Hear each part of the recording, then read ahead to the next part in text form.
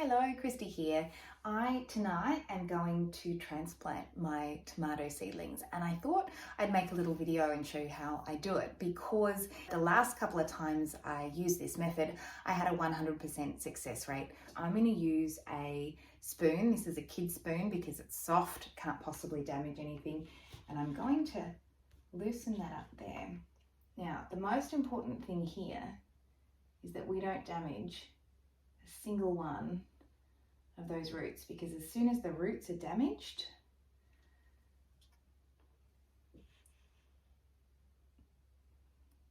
the seedling won't thrive. So I've dug that whole chunk out together very strategically, because if I was then to pull them up one by one, I couldn't be certain that I'm not going to damage these seedlings. Whereas now that the soil is all lovely and loose,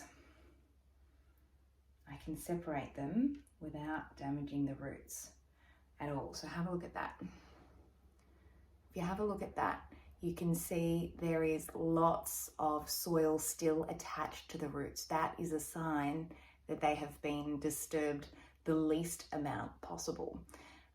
You can also see that my stems are purple, and that's partly why I wanted to transplant them so young. If you have a look, you can see there is just the tiniest hint of true leaves there.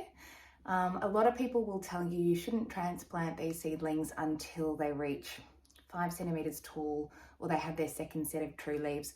The truth is, these were too crammed together. They were experiencing some stress already, which is probably why they have purple stems. And if I didn't transplant them now, they weren't going to go on to become strong, healthy, thriving seedlings. So that was, the moment for me that I looked at them. They're getting a bit leggy, they're getting purple. I thought I have to transplant them and save them now, or I might have to start over from scratch, which would be heartbreaking.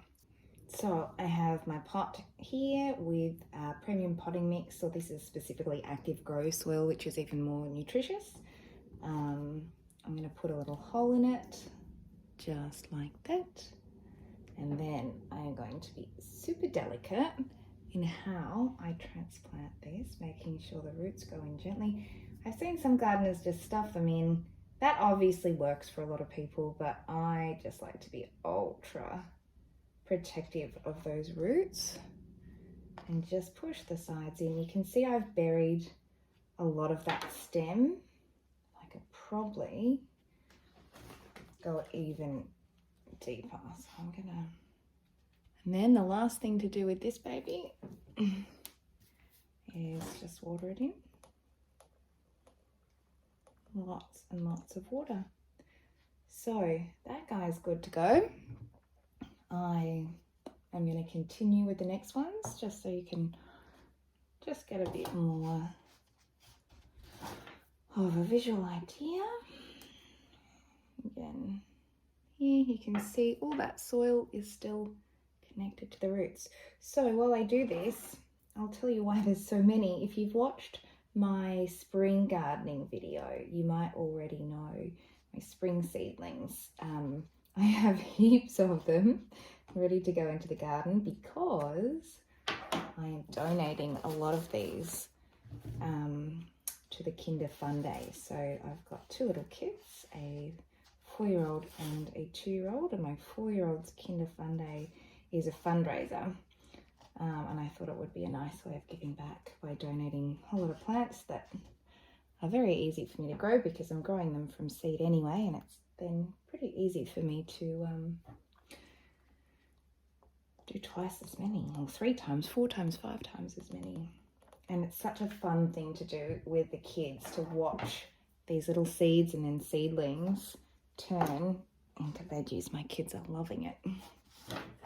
Now you can see this next clump is a perfect example of why these guys needed to be transplanted. Ooh, whoops. Now look how close they are all growing together.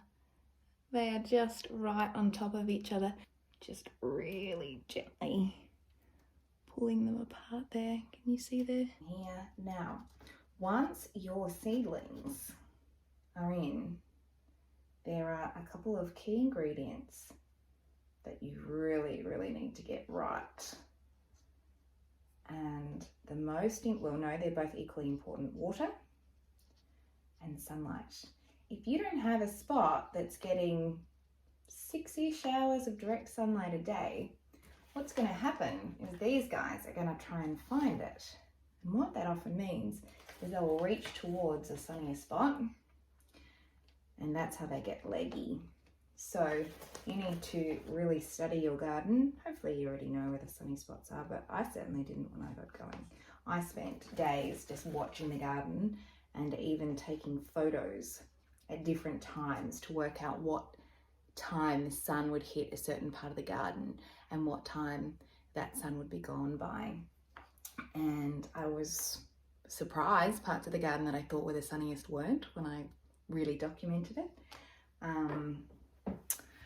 So yes, be obsessive with sunlight and how much sunlight your tomatoes are getting. And water. Obviously, they need water.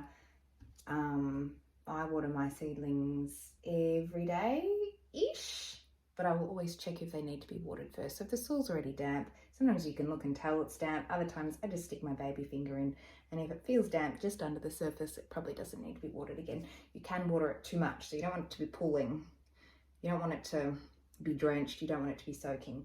You just want it to be damp. Amazing that every one of these, hopefully, is going to turn into a tree full of Roma tomatoes. I love it. I love it. Do you know what? I'm going to double some of these up because I don't quite have enough pots, and for the Kinder Fun Day, there will probably be some that want to buy too. I'm your way. Keep me afloat, 'cause I know I'll sink without you. Take these oceans.